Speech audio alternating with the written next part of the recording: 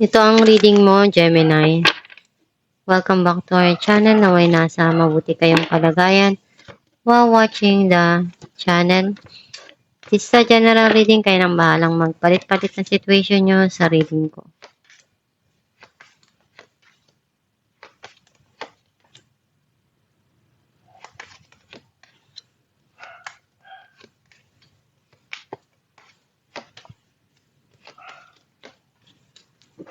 At the bottom of the deck, the Tower. I feel like ang nasa-sense ko na energy mo dito, may mga nagtapos sa buhay mo at iniisip mo kung ano po yung pwede mong gawin na mabago, na magsimula uli dun sa mga dumarating sa buhay mo ngayon. May mga nangyari sa buhay mo na hindi mo nagustuhan, masakit man yun or mahirap, pero mas gusto mo na magsimula na lang uli, harapin yung mga bagay na dapat harapin at gawin yung magagawa mo pa dun sa mga sitwasyon na kinakaharap mo. Ang mensahe ng card mo, nakikita ko na may mga sitwasyon na gusto mong ipakita na matatag ka, na matapang ka. Kinokontrol mo yung nararamdaman mo kasi may mga bagay na gusto mo, iyon yung makita nila sa'yo. Iyon yung maramdaman nila. Andun yung pagmamahal na binibigay mo sa mga taong mahal mo o dun sa taong mahal mo or sa sarili mo.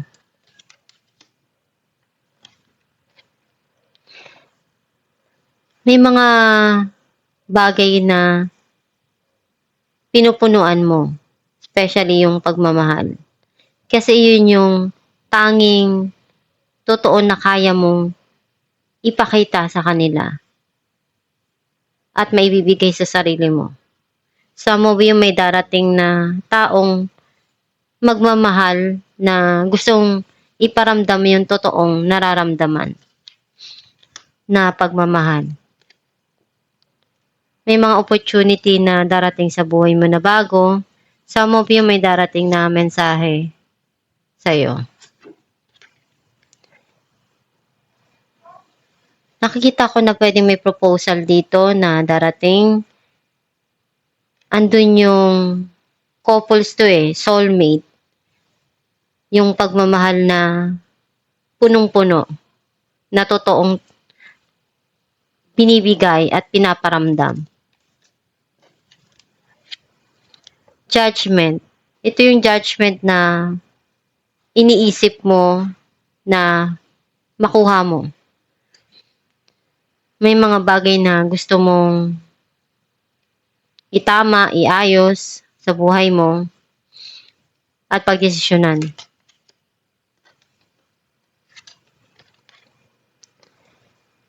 Nakita ko nandun yung pinag-isipan mo mabuti kung paano mo mapapalago yung financial mo, maging maganda yung career mo, yung business mo. Some of you nagiging fruitful yung pagdating ng pera, ng blessing para sa'yo.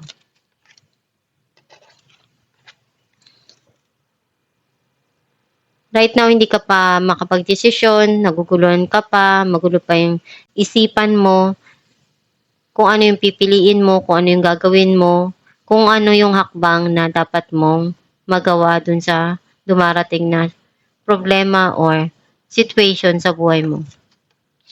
Clarify natin ang The Emperor, King of Swords and Temperance. May swerte na darating dito para sa'yo na pwedeng makatulong sa mga desisyon mo, sa mga plano mo. Some of you, merong taong nagbibigay ng payo sa'yo. And itong tao na to, pwedeng magandang payo yung binibigay niya kasi yung tao na yun, isa siya sa nagbibigay sa'yo ng magandang gabay, ng tamang paggabay doon sa mga plano mo sa buhay. Clarify natin Knight of Cups.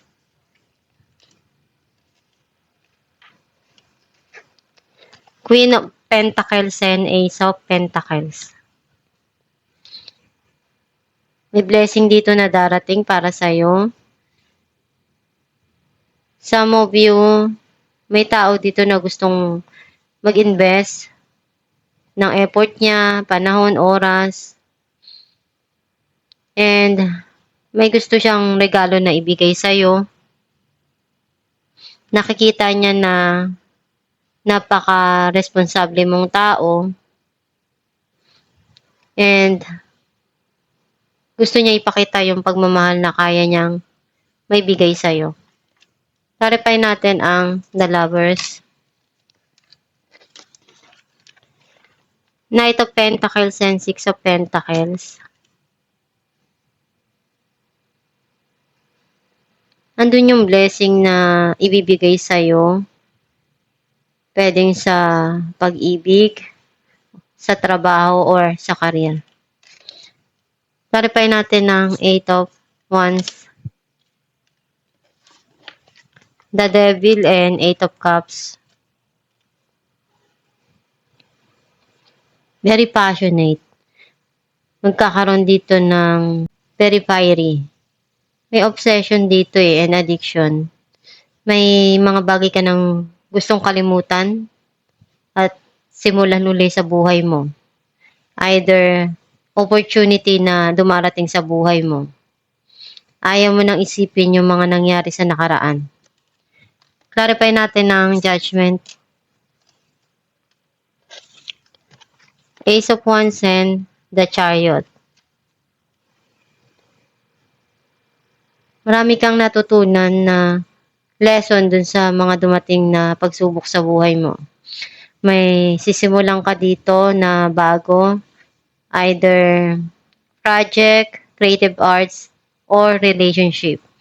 Kailangan mo pagdesisyonan ng tama kung ano yung mga dumarating sa'yo para hindi mo pagsisihan sa huli. Clarify natin ang Two of Pentacles.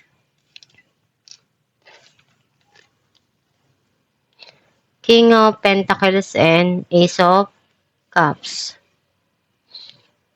I feel like may darating dito na bagong pag-ibig or bagong romance para sa'yo. Itong tao na to, urong-sulong, hindi siya makapag-desisyon. Gusto niyang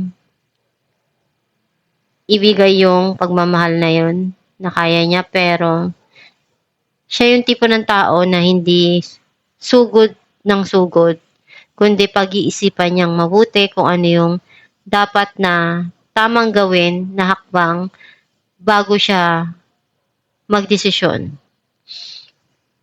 And some of you, nakikita ko na may mga bagay ka dito na binibigay muna sa sarili mo. You try to balance yung mga situation na dumarating sa buhay mo at ayusin kung ano yung meron sa financial mo, sa career mo, sa business mo, at isipin kung ano yung ikakasaya ng puso mo. Alamin natin kung ano mensahe ng iyong gabay.